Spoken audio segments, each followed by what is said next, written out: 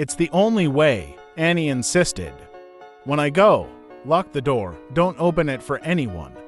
Promise me. I shook my head. Annie pressed her hand against my mouth, forcing my teeth against my lips. Promise me, Em. Something smashed in the next room.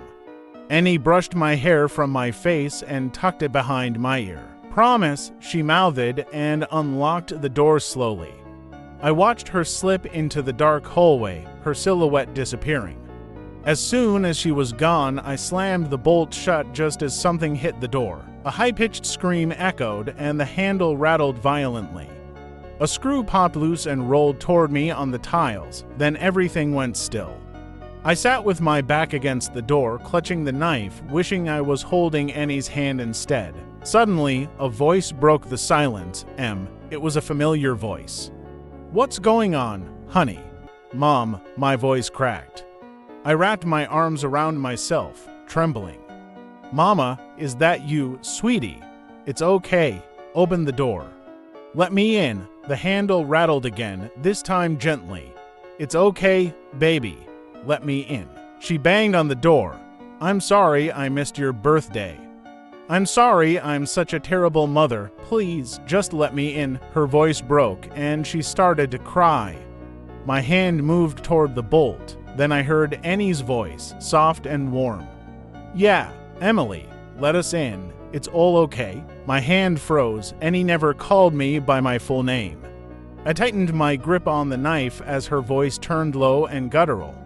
"Let us in, Emily," followed by eerie giggles. My mother's voice joined in, growing louder.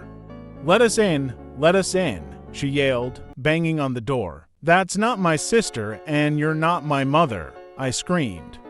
I crawled into the bathtub, curled up, and clutched the knife to my chest. Bangs echoed from downstairs, followed by footsteps. A guttural howl ripped through the house, and then the door burst open. I screamed and covered my eyes. Seconds later, strong arms lifted me from the tub and carried me away. As I was taken downstairs, I saw the outside of the door covered in long, deep claw marks. Outside, police cars and an ambulance filled the driveway. In the middle of it all stood Annie, glowing under the red and blue lights. I ran to her and held her tight. Muffled screams came from the ambulance, rocking occasionally. Annie turned my head away, her sad smile breaking my heart. I understood. There was no demon, no wild animal or intruder. Just Mom out of her mind, on drugs and booze, coming to the end of a week-long binge. Annie had found her in the garden, blood on her mouth, desperate for a fix.